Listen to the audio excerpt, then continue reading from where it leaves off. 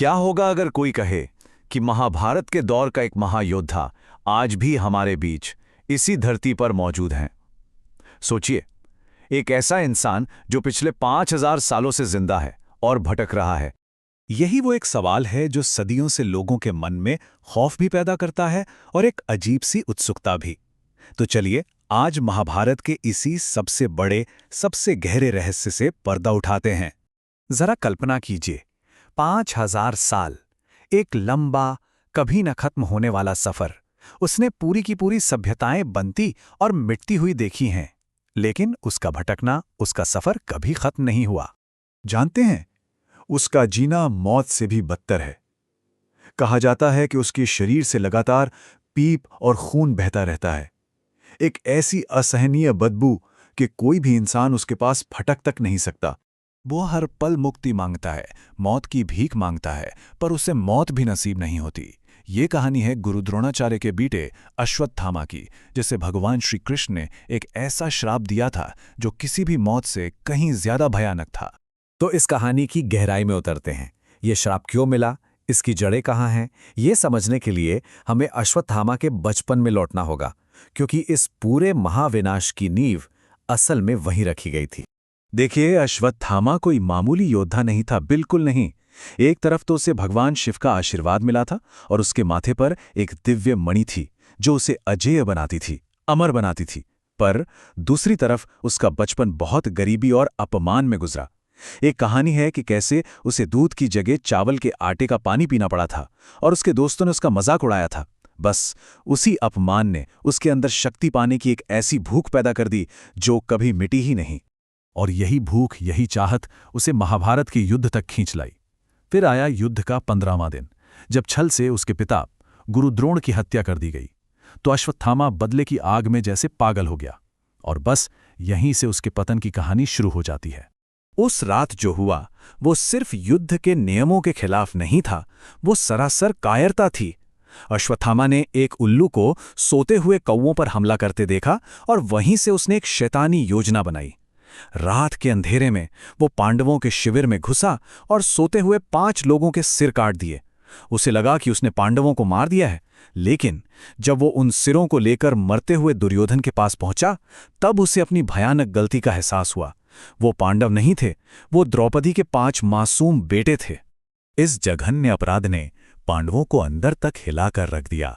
अर्जुन ने कसम खाई कि वो अश्वत्थामा को खत्म कर देगा, लेकिन जब अश्वत्थामा ने अपनी जान खतरे में देखी तो उसने वो कर दिया जिसकी माफी तीनों लोकों में कहीं नहीं थी। और अब उसे सामना करना था स्वयं भगवान कृष्ण के क्रोध का। अपनी जान बचाने की बौखलाहट में अश्वत्थामा ने ब्रह्मास्त्र चला दिया, एक ऐसा अस्त्र जो पूरी सृष्टि को तबाह कर सकता था। और जब अर्जुन ने भी ब्रह्मास्त्र चलाया तो ऋषियों ने उन्हें अस्त्र वापस लेने को कहा। अर्जुन ने तो ले लिया, पर अश्वत्थामा को ब्रह्मास्त्र वापस लेना आता ही नहीं था। तो उसने क्रूरता की सारी हदें पार कर दी और उस ब्रह्मास्त्र की दिशा अभिमन्यु की पत्नी उत्तरा के गर्भ की ओर मोड़ दी। उसका इरादा साफ था, पांडवों के वंश को जड़ से मिटा देना। एक अजन्मे बच्चे पर ऐसा प्रहार, ये देखकर भगवान श्री कृष्ण का क्रोध 7वें आसमान पर पहुंच गया। उन्होंने उस बच्चे की रक्षा तो कर ली, पर अश्वत्थामा को वो सजा सुनाई जो मौत से 1000 गुना ज्यादा दर्दनाक थी। उन्होंने कहा, तूने जीवन का अपमान किया है, अब तू अनंत काल तक भटकेगा। तो मुक्ति मांगेगा, पर तुझे मुक्ति कभी नहीं मिलेगी। और फिर श्री कृष्ण ने उसके माथे से वो दिव्य मणि खींच कर निकाल ली, जिससे वहां एक ऐसा घाव बन गया जो कभी नहीं भरेगा, और उसे श्राप दिया कि कलयुग के अंत तक वो इसी धरती पर भटकेगा। उसके शरीर से हमेशा मवाद और खून की बदबू आएगी। वो प्यार, दया और मौत के लिए तड़पेगा, पर उसे इनमें से कुछ भी हासिल नहीं होगा। और कहते हैं कि बस उसी पल से अश्वत्थामा का वो कभी ना खत्म होने वाला नर्क शुरू हो गया। लेकिन रुकिए, कहानी यहां खत्म नहीं होती। असल कहानी तो अब शुरू होती है। चलिए देखते हैं कि यह हजारों साल पुराना श्राप आज के मॉडर्न जमाने से कैसे जुड़ता है। 5000 साल, सोचकर देखिए कितना लंबा अरसा है। इतने सालों से वो अपने पापों का बोझ उठाए इस धरती पर भटक रहा है। अब विज्ञान तो इसे मुमकिन नहीं मानता, लेकिन लोक कथाएं, किंवदंतियां और कुछ हैरान करने वाले कथित सबूत कुछ और ही कहानी बताते हैं। अश्वत्थामा को देखे जाने के सबसे ज्यादा दावे आते हैं मध्य प्रदेश के असीरगढ़ किले से। वहां एक शिव मंदिर है जो रात भर बंद रहता है, पर हर सुबह शिवलिंग पर ताजे फूल चढ़े मिलते हैं। आसपास के जंगलों में कई लोगों ने एक बहुत ऊंचे लंबे करीब 10-12 फीट के इंसान को देखने का दावा किया है, जो उनसे अपने माथे के घाव के लिए तेल और हल्दी मांगता है। इतना ही नहीं, नर्मदा नदी के किनारे साधु संत कहते हैं कि उन्होंने उसे तीर्थयात्रियों की भीड़ में बहुत तेजी से चलते हुए देखा है। अरे किस्से तो और भी हैं। एक वृत्तांत के मुताबिक 12वीं सदी में उसने राजा पृथ्वीराज चौहान को शब्दभेदी बाण की विद्या सिखाई थी।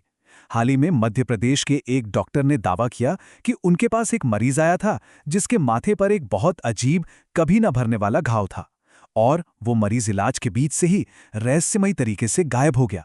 ये सारी बातें इस रहस्य को और भी ज्यादा उलझा देती हैं। तो सवाल ये उठता है कि क्या अश्वत्थामा का ये अनंत जीवन सिर्फ एक सजा है, सिर्फ एक पीड़ा है, या फिर इस कभी ना खत्म होने वाले दर्द के पीछे कोई बहुत बड़ा मकसद छिपा हुआ है? हमारे धर्म ग्रंथों में 7 चिरंजीवियों का जिक्र है, यानी वो 7 लोग जो अमर हैं, जो कलयुग के अंत तक जीवित रहेंगे, और अश्वत्थामा उन्हीं 7 में से एक है। लेकिन यहाँ एक बहुत बड़ा फर्क है जिसे समझना जरूरी है।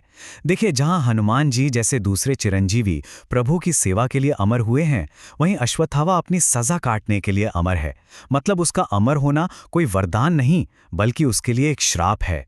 पर क्या हो अगर ये सजा ही उसकी कहानी का अंत न हो?